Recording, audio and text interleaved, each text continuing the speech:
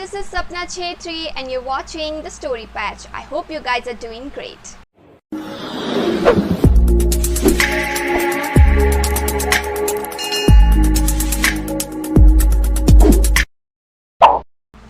आज हम बात करने जा रहे हैं ऐसी एक कंट्रोवर्सी के बारे में जो कि रीसेंट टाइम्स में काफ़ी ज़्यादा ट्रेंडिंग चल रही है.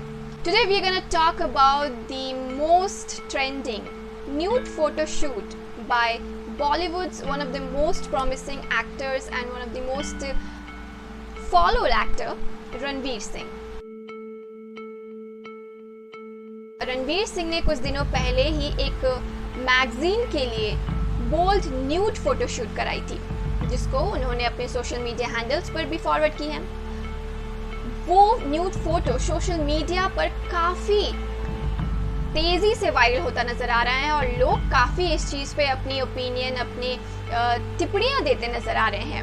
There are a group of people who are kind of supporting him, saying that this is very bold of him, this is very courageous of him, that he was this much of comfortable and confident in his own skin कि वो अपने body को इस तरीके से flaunt कर पा रहे हैं. ये हर किसी के बस की बात नहीं होती है. इवन बॉलीवुड सेलिब्रिटीज़ वो भी उनके इस एक्ट को काफ़ी ज़्यादा प्रोत्साहन कर रहे हैं. पर वहीं दूसरी तरफ कुछ ग्रुप ऑफ पीपल ऐसे हैं जो इसको काफ़ी ज़्यादा भद्दे तरीके से पोर्ट्रे कर रहे हैं. उनका कहना है कि इस तरीके के फोटोशूट से पब्लिकली अपने आप को न्यूड प्रेजेंट करना लोगों में, खास करके जो यंग जनरेशन है, उस पर गलत इम्पैक्ट डालने वाला है. और इसी चीज को लेकर एक बहुत बड़ी कंट्रोवर्सी अब बन चुकी है. Don't like anything negative said about my favorite Ranveer. उनका सोशल मीडिया, उन्हें सही लगता है इस वक्त to be in that way that he wants to celebrate being comfortable in his own skin, and I think we should respect that. Having an opinion is fair. I think trolls को तो वैसे ही मुझे ऐसा लगता है कि importance देनी ही नहीं चाहिए.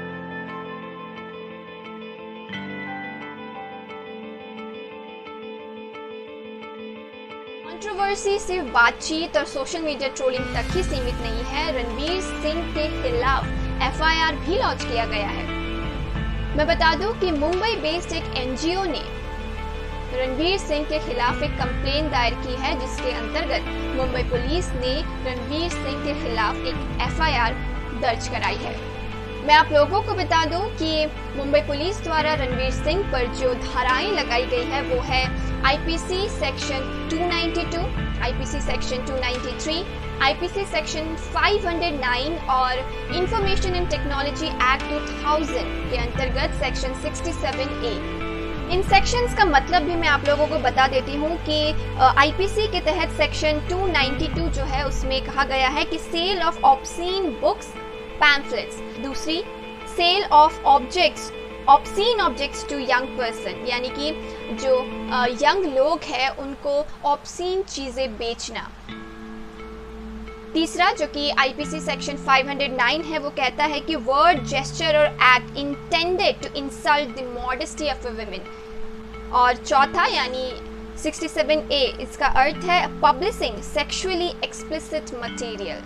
तो ये सारी धाराएं जो है रणवीर सिंह पर लगाई गई हैं और जो NGO जिसके द्वारा ये पूरी बातें, जो ये कंप्लेंट सामने रखी गई है, उनका यही कहना है कि India is a country of culture और इस तरीके की अगर चीज़ें पब्लिकली शेयर की जाएंगी तो ये बच्चों पर इसका गलत प्रभाव पड़ेगा.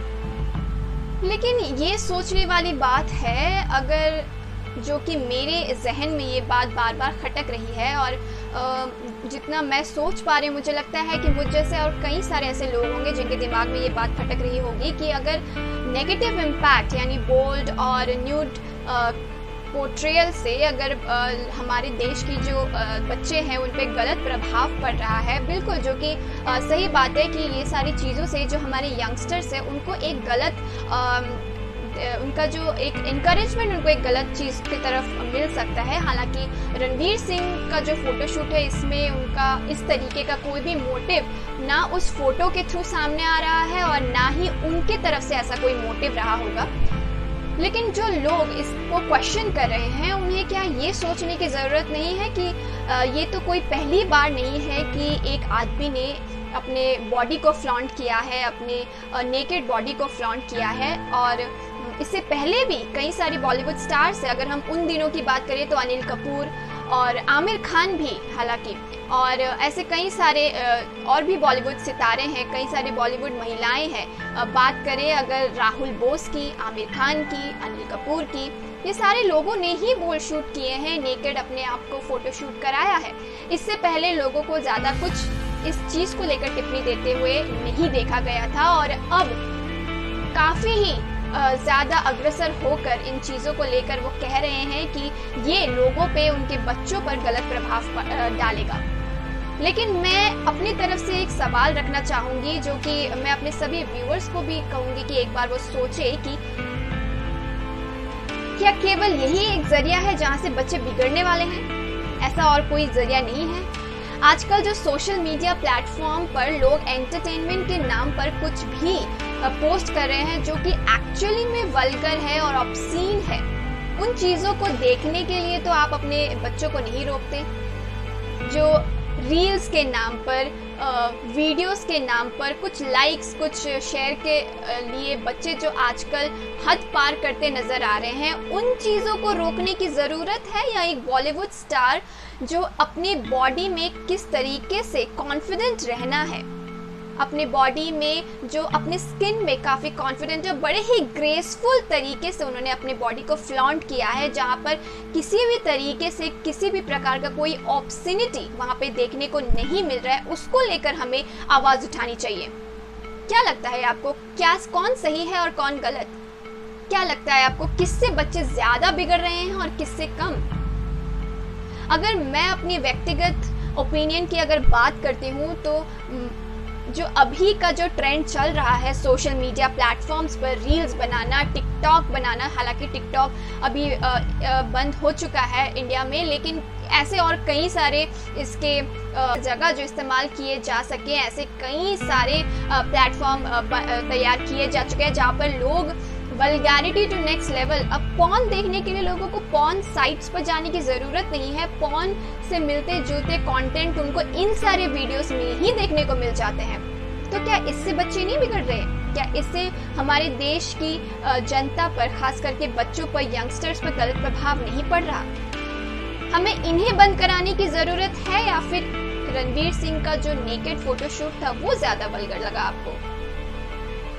मैं यहाँ पे किसी को सपोर्ट नहीं कर रही या किसी के अगेंस्ट नहीं बोल रही, लेकिन हर किसी को अपना पॉइंट ऑफ व्यू रखने का अधिकार है, और मैं ये भी नहीं कह रही जिन्होंने इस चीज़ को लेकर आवाज़ उठाई है, कंप्लेन किया है, वो कहीं गलत है। लेकिन मेरा मानना है कि ऐसे इससे भी ज़्यादा ख़राब चीज़ें हैं जिनको लेकर बात की जा सकती है। लेकिन जिस तरीके से अभी पूर्ण रूप से जो मामला सामने आ रहा है, इसको देखते हुए यही लग रहा है कि ये एजेंडा बायस टॉपिक है जिसे उठाया जा रहा है, और इसे बिना किसी मतलब का एक नेशनल इशू डिक्लेयर करने और साबित करने के लिए लोग लगे हुए हैं।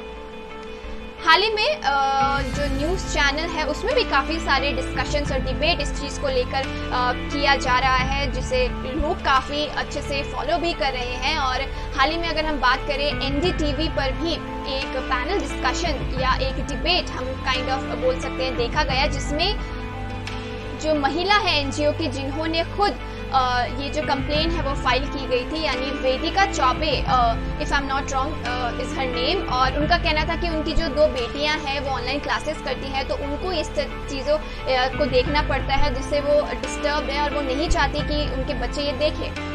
तो मेरा सवाल, और उस एंकर जो NDTV की जो एंकर थी, उनका भी सवाल उनसे यही था, और जो कि काफ़ी जेन्युइन सवाल है मेरे ख्याल में। अगर आप नहीं चाहती देखना, आपको लगता है वो चीज़ खराब है, तो आपके बच्चे वो चीज़ देख क्यों रहे हैं?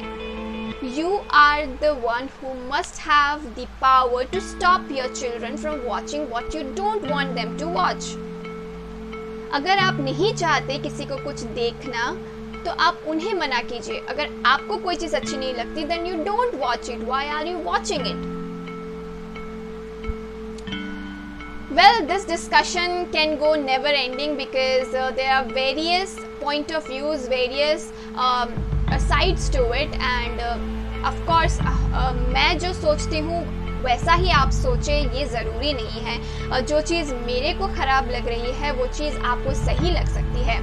If you think that whatever I said made any sense to you, or if you think I'm correct, or you think I'm wrong and I need to be corrected, you are more than welcome to comment down below in our comment section your thought process, your point of view of this topic. Till then, keep watching the Story Patch.